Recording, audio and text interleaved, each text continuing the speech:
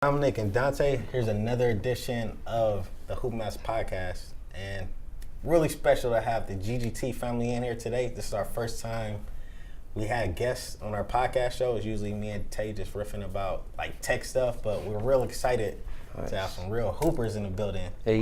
So we got Mark Jeffries and we got John Winters of GGT Basketball. Welcome to the podcast. Thank you for having us. Thank you. So before we got on air, just speaking about premier pickup games. John, this past summer you played in the VBL in the Jewel League. Yes, sir. And basically this podcast is really about like just getting in like that inside baseball, how the meat is made of people and their passions. Yeah. So you guys are professional basketball players, have a long history of playing in this country, out of this country, playing at a high level. So like me and Donte, we really want to know like what's the makeup of to be that player, to chase their dreams. And just want to go to the story before we get into like GGT and stuff. I do want to hear the story that you said, John, about the VBL and The Drew League. and the Jewel League and leading up to that. Leading up to, man, it was crazy. We go to LA. Road trip Off a call. Mark said I might be able to play in the Drew League. I'm like looking at the Drew League like on Instagram, what I'm saying? Like all these people up there, like NBA players. What's that dude that be breaking? Game. Yeah. No, the dude, Frank Nitty. Was it Frank Nitty Yeah. right there? Yeah. 3-time Drew League MVP. Shout out to Frank Nitty. I was seeing Kobe on the sideline. Right. Yeah. Playing, so Harden, I'm like, DeRozan. yeah. Houston Rockets was out there one time too, right? The whole Houston Rockets team was out there. One time. Yeah. I mean, PJ Tucker, yeah, Chris yeah, Paul. always They always, yeah.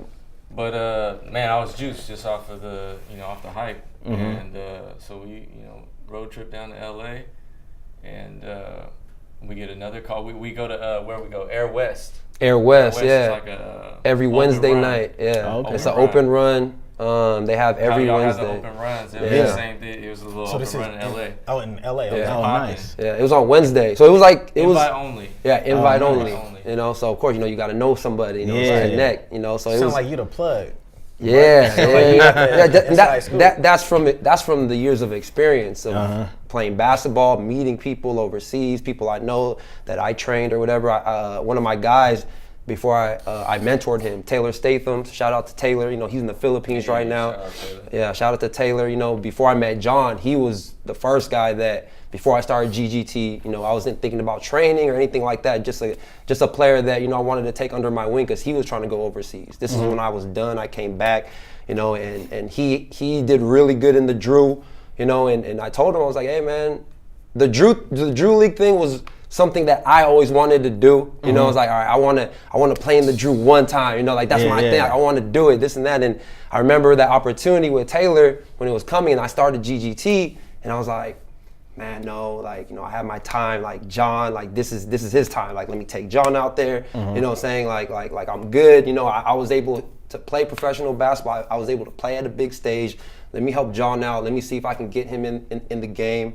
And yeah, Taylor was like, come out for 4 days. It was a road trip for 4 days. Started with Air West on Wednesday. We went to the pickup games.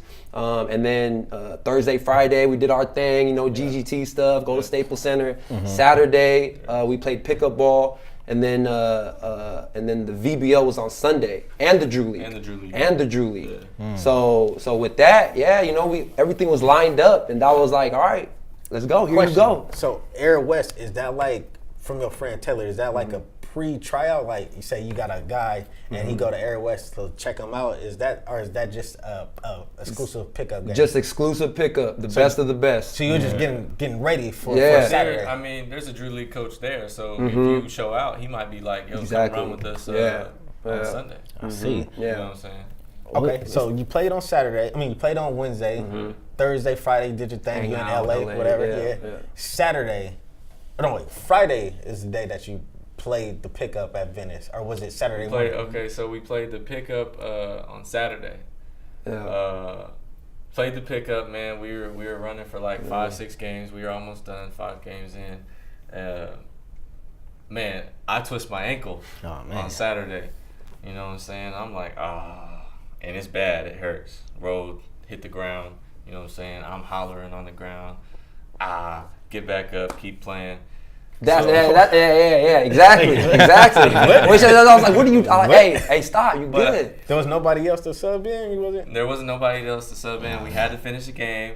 We had to win the game, and I had to get a couple more buckets. I was like, and that's where I was like, and that's where the difference from experience. And with him, like, bro, you good? Like, you know, like you got Drew tomorrow, you got VBL, like just pick up. But I understand because of the excitement. Right. Venice, he's like, trying to get it ready. like, In the competitive nature, right? Yeah, in the competitive nature, right you know, he got this Mamba mentality thing, you know, the Kobe thing he wanted to do. Somebody talking mess on the other team, and I was like, hold on. I can't let it end this way. They talk mad out there. Yeah. So what's going through your head? So your ankles messed up. So that night, ankles messed up. I'm like, this is crazy. And that night they had told me I was gonna play on a team at it was like 125 or something like that. It was game time stuff. Right? And it's VBR, just Drew League. This was the Drew League. First. VBL was like 4:15. Yeah, that was right later in the day. And yeah, that night I was just like, man, ankles messed up. I didn't know what was gonna happen, but I knew I was gonna wake up and play. So I was just like, whatever. So I went to sleep, woke up, shit hurt. I mean, it hurt a lot. You know what I'm saying? Yeah, it's good. Podcast. We'll cut it out on access though. You know? It's all good. Yeah, man, I was messed up, but once we got there, the adrenaline kicked in, and it was good. Okay. It was some Miss Miyagi sauce on there that kind of went to the ankle and made it feel right. The atmosphere when we got there was so crazy. Like, our test team was there. We played. Oh, first game was against Metal World Peace. I had to be cool. So tell me the atmosphere, cause like me and Donte know a little bit about basketball, but we're not deep into like the VBL. Yeah. Like I'm interested in how it's structured. So you say first day, Ron Artest team was there. What is the setup like when you walk in at 125? Is it like 1,000 players trying to get placed on a team, or is the teams already set up? Or is it like an open draft? What's the deal? So right when you walk in, you already from the parking lot, you hear the music, it's bumping, you hear the crowd, so you're like, okay, the game's already going. Right. So like I said, like with all the teams there, it's because of, you know, people that they know. There's a lot of local LA players already on teams, you know, and then there's other players from overseas or like guys like us coming from Sacramento that know somebody that's about to get on a team. So we walk in, you know, and it was my first time as well. His first time we walk in, you know, you see the Nike sign, you know, like atmosphere. we walk in. We're like, oh dang, you know, you see the Gatorades and everything, you see the people, and you see the photographers, and I remember just looking at him, I was like, all right, damn man, here you go, you know, this is time. So did you play? Yeah, man. So I mean, it's a lot of politics over there. I ended up getting in a little bit of run, like right in the beginning of the game.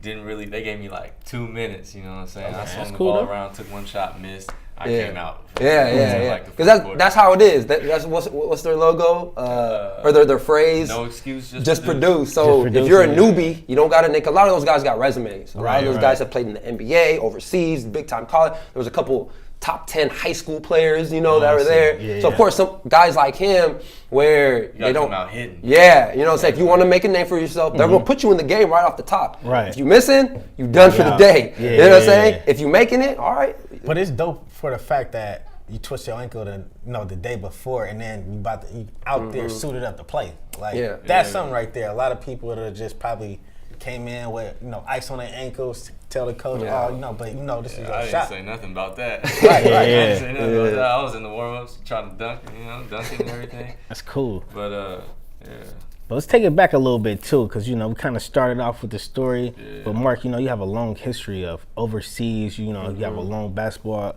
Just kind of tell us like where your story began. From college all the way to overseas. So yeah, man, I feel like somebody can make a movie out of my stuff. Yeah, like buckle up, man. It's a wild story. Yeah. It's Dixon. Are you from? Nah, I'm from San Diego. I'm from Southern California. Okay. And the whole me moving out here to Dixon, that's a whole different story. But the basketball stuff, like I said, man, I was a late bloomer. I didn't start playing basketball, like especially what I do now with the training. I'm helping a lot of kids where they're 7, 8, 9, 10 years old, where the parents are starting them early. My parents didn't have money like that. My dad, 25 years in the Air Force. Saying he preached education, this and that. But with me, it was just like I love basketball so much, and I didn't have the resources. So when I get to high school, how it is when you get to high school. Now you have the resources. You get to practice with a team. You can try out, all that. I wasn't playing no club teams and all that. So when I got to high school, that's when I really fell in love with it. You know what I'm saying? I was like, okay, I started practicing by myself. Now as a trainer, I know exactly the things that I need to do to really help a player, which I didn't know back then. I'd go to a park, this is from what? I was in high school from 2000 to 2006. That's Kobe prime era. Yeah. So I'm at home. What I did was go home and watch highlights, watch Kobe, drop 81, drop 62 and 3/4, and I'd go to the park and shoot 500 jump shots every day. 500 jump shots, in which as a trainer, though, I should have been making 500 makes, which is equivalent to 1,000 shots, if you think about it. So back then, I would just shoot 500. I would just get my own rebound, just shoot. I would always think in my head, I gotta shoot 500 times, then I'll go home. Usually took me like 2 hours, and that was enough for me to, especially in high school, slowly build a name. I started getting a couple D2 offers, a couple JUCOs or whatnot. Grades weren't that good because basketball.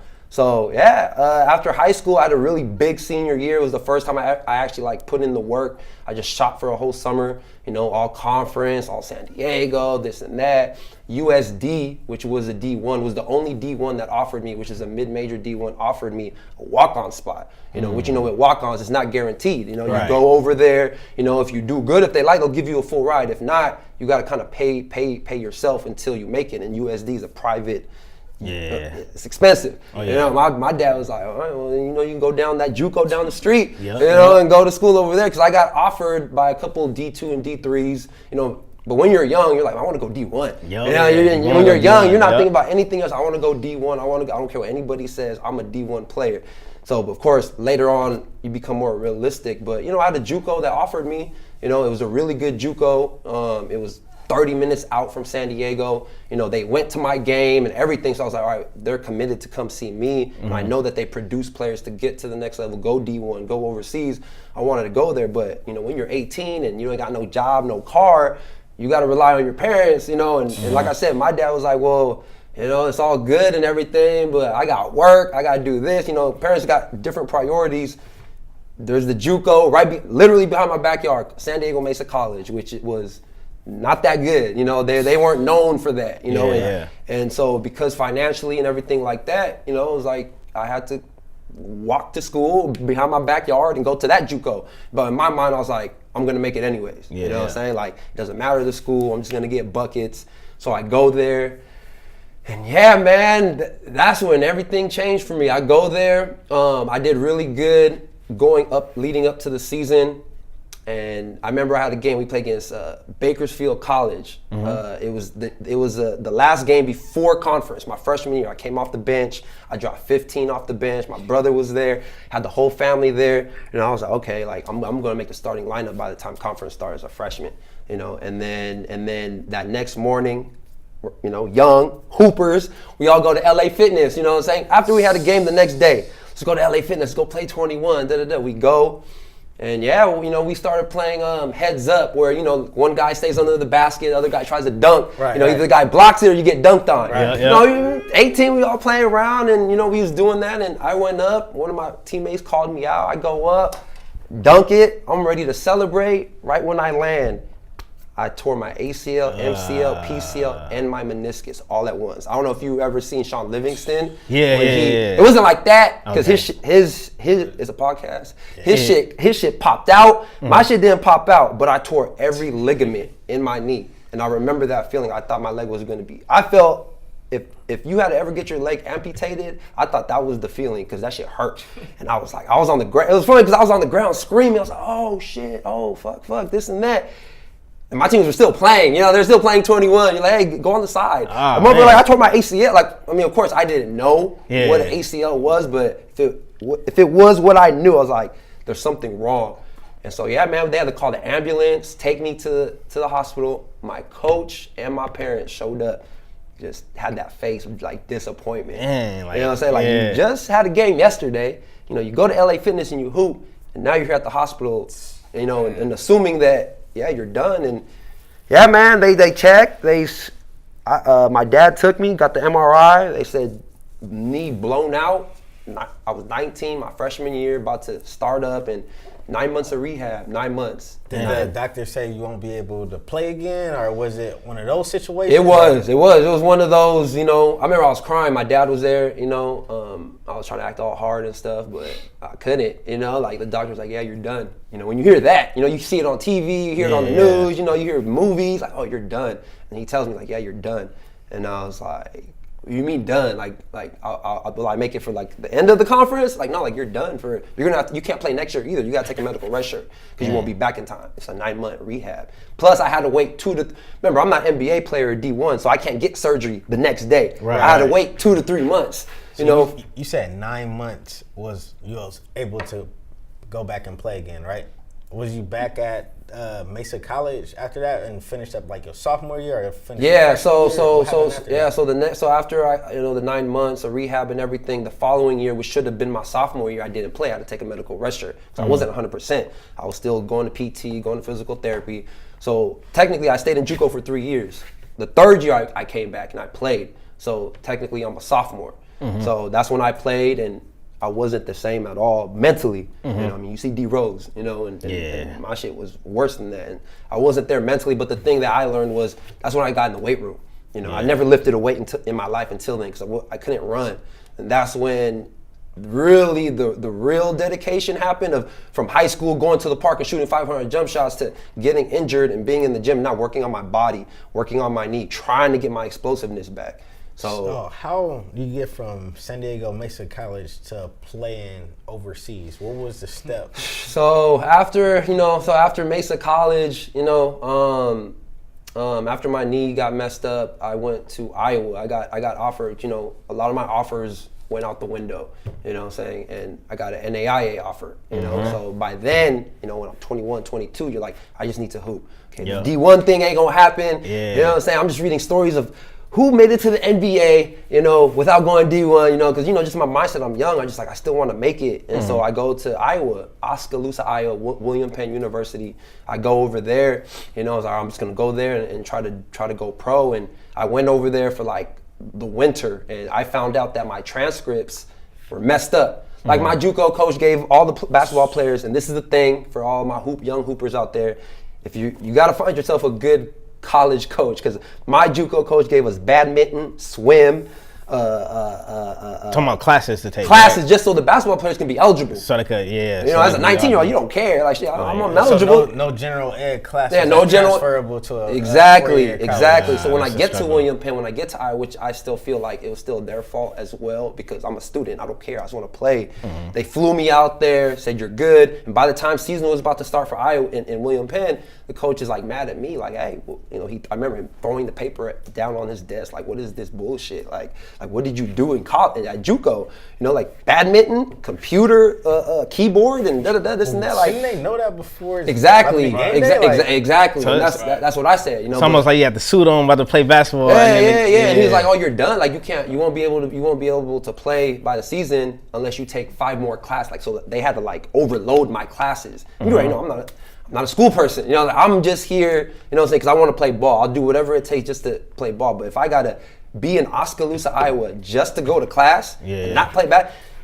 He put me on the 3rd team. This is where the politics comes. Once the coach knows that, okay, he can't use you, you know, that, oh, he might not even pass all his classes, you know, I'm in the doghouse. I'm 3rd team, starting to pick on me a little bit, you know what I'm saying? I'm still killing, you know, the 1st and 2nd team, but it's like, oh, you might not even be playing. You might not be eligible. So really, you're just here. Here's your uniform. And that's when I was like, no, I'm going back home. You know, I'm from San Diego. Like, what am I going to do in Oskaloosa, Iowa? You know what I'm saying? So I went back home, grinded, worked at Outback Steakhouse, bus tables for like a year. That's when I did the research of, all right, I felt that I was confident enough I can go overseas. Like, you know, just like this guy, you know, and this is why I mess with him, you know, because of the confidence. And I have that confidence too, you know, which of course I put in also with the time in the gym. Man, I was just grinding, calling agents, you know, emailing agents, just trying to figure out. My mom, who is Filipino, because I'm mixed. My mom's Filipino, my dad's African American. And I remember growing up, my mom used to always say, why don't you play in the Philippines? They have a league there, the PBA. And I would be like, hell no, I don't go to the NBA. I'm not going to go there. I get older, and all these things happen to me. Now I'm to the point now it's like, hey mom, so what's up with that league over there you talking Yeah. about? Like, how much they pay and this and that? And I start doing my research, and I get a dual citizenship, Filipino passport, so I'm considered a local, even though I'm an American, which that happens a lot. And I go out there, and I remember I sold my car. After I was working, I sold my car, a little 1999 Thunderbird or whatever. I sold it for like $1,200 to get a plane ticket to go overseas. I was able to get contact with an agent, to fly out, and nothing was guaranteed. I got a one-way ticket. I just, in my mind, I was like, nah, this. Okay. What year was this, too? Yeah, we got to take a commercial break real Okay. quick. We'll be back with Mark and John, GGT, this Hoopmaps podcast. GGT. GGT.